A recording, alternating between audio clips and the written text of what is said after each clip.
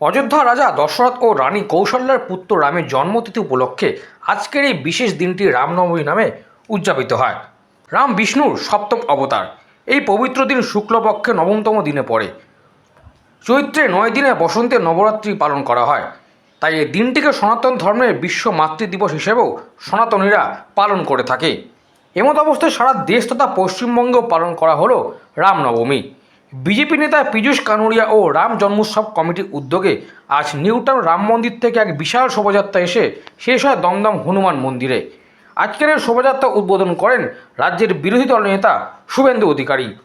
তার সাথে উপস্থিত ছিলেন বিজেপি নেত্রী অর্চনা মজুমদার, কামদুনি প্রতিবাদী দুই মুখ টুম্পা কয়েল ও মৌসুমী কয়েল। তীব্র গরমকে উপেক্ষা করেও এই শোভাযাত্রা দেখতে রাস্তার দুই ধারে মানুষের ভিড় ছিল চোখে পড়ার মতো। থাকে এর আগে র্যাগিং করে একটা গরিব বাড়ির ছাত্রকে মেরে ফেলার পরে যুব মোর্চার প্রতিবাদে আমি গেছিলাম। আমাকে কিভাবে গাড়ির সামনে এসে মাওবাদী পরিচয় দিয়ে আক্রমণ করার চেষ্টা হয়েছিল আপনারা দেখেছেন, দেখিয়েছেন। স্বাভাবিকভাবে এই রাষ্ট্রবিরোধী, সংবিধান বিরোধী, ভারত বিরোধী টুকরে টুকরে গ্যাংকে মমতা ব্যানার্জির আশ্রয়ে প্রশ্রয়ে ওখানে পালিত করা হচ্ছে। আর এই কাজে মমতা ব্যানার্জির দোসর হচ্ছে সিপিএম, যাদের ঠাকুরদা, জ্যাঠা, দাদু সবাই চিনে থাকে।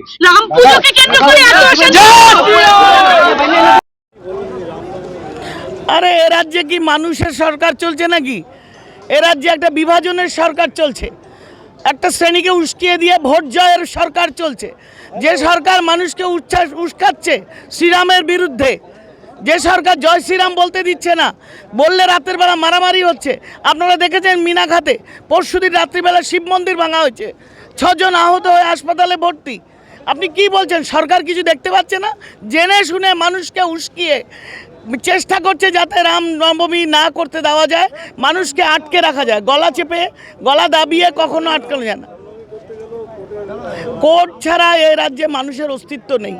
মানুষ যখন কোনো একটা আমাদের বিজেপির ছাতার তলায় এসে তারা কোর্টে যাচ্ছে, তখন তারা জিতে যাচ্ছে, তখন কানমালা খাচ্ছে তৃণমূলের সরকার। কিন্তু সেটা যতক্ষণ না হচ্ছে, সবাই তো আর কোর্ট করতে পারে না, তারা শুধু নিপীড়িতই হচ্ছে, অত্যাচারিতই হচ্ছে। রামনবমী সারা রাজ্যবাসী আজ পশ্চিমবঙ্গকে গেরুয়া করতে চলেছে আর গেরুয়া করছে। শাসক দল আটকাবার যত বাধা দিচ্ছে তত রামনবমী বাড়ছে। চিন্তা করবেন না, আগামী দিন প্রতিটা গলি, প্রতিটা অলিতে, প্রতিটা বিল্ডিংয়ে, প্রতিটা ফ্ল্যাটে গেরুয়া পতাকা দেখতে পারবেন।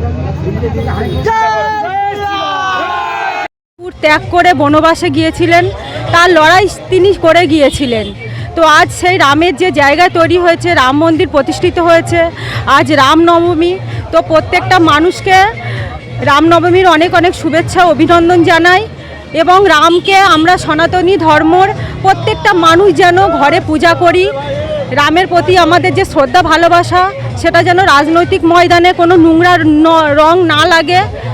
আমরা যেন প্রত্যেকটা ঘরে রামের মূর্তি রেখে রামের পূজা করি, প্রদীপ জ্বালাই। রামের প্রতি অন্যরকম একটা শ্রদ্ধা থাকুক, সেটা রাজনৈতিক রং ছাড়া। মানুষের একটাই বার্তা, আজকে যেহেতু রামনবমী, আমরা রামের প্রতি যে শ্রদ্ধা, ভালোবাসা আমাদের আছে, সেটা প্রত্যেকটা সনাতনী হিন্দু ধর্মের মানুষের থাকা উচিত বলে মনে করি। সবাই আমরা রামকে ভালোবাসি, রামের পূজা আমরা যেন প্রত্যেকের বাড়িতে করি। রামকে নিয়ে যেন কোনো নোংরা রাজনীতি না করা হয়, এটা প্রত্যেকটা মানুষের কাছে আবেদন থাকবে। কারণ রাম আমাদের দীর্ঘদিনের আশা, ভালোবাসা, শ্রদ্ধার জায়গা। কারণ আমরা হিন্দু, আমরা সনাতনী, আমাদের একটা কথাই থাকবে যে রাজনৈতিকের বাইরেও যে ধর্ম আছে, যে বিবেক আছে, যে